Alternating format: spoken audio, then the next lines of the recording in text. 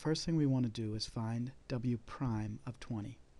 So I'm going to enter w of v in the calculator with x as the independent variable instead of v. Okay, and once I have that function entered, remember that what I have is actually w of v, and I'm looking for w prime of 20. So I'm going to need to find the derivative of this function. I can do this one of two ways. I can try to set up my window with x values going from 5 to 60. And the y values, which will be the w values, as you can see, we start at 55.6, and so I should go up a certain amount from there. So I'll go from 0 to 100. But I guess that wind chill can go below 0 as well, and so I will adjust it to more than that. So I'll set it to go from negative 20 to 100 by 10. And we'll take a look when we graph what we get there. So we have a graph of w of v. To find w prime of 20, I just need to take the derivative at that point. So I'm going to go second, calc, option 6, which is dy dx, enter 20, and I get negative 0.286. Now it also asks us to give the units of that and to explain the meaning of w prime of 20 in terms of the wind chill. Now, since wind chill is temperature in degrees Fahrenheit, and w prime of 20 then would be degrees Fahrenheit per mile per hour.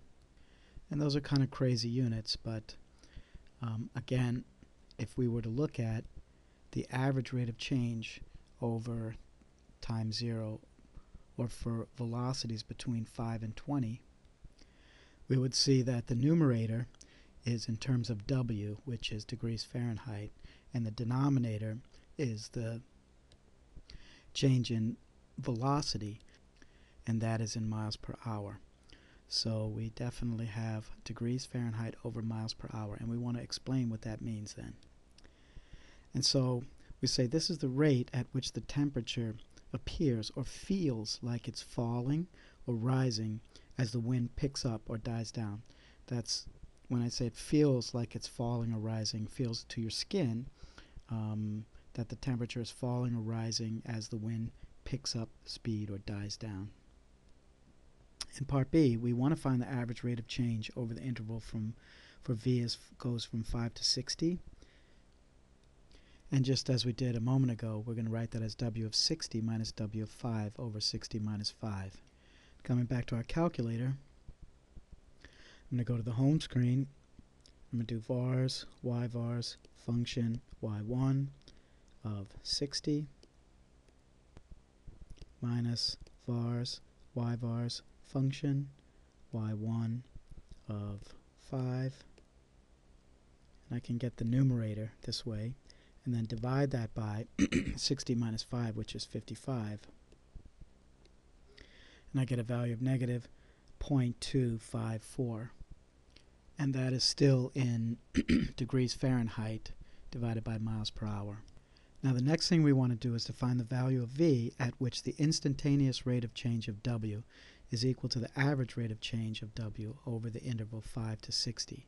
So this is the mean value theorem, and what we're looking for is at what point is w of t equal to negative 0.254. What point is w prime of t equal to negative 0.254.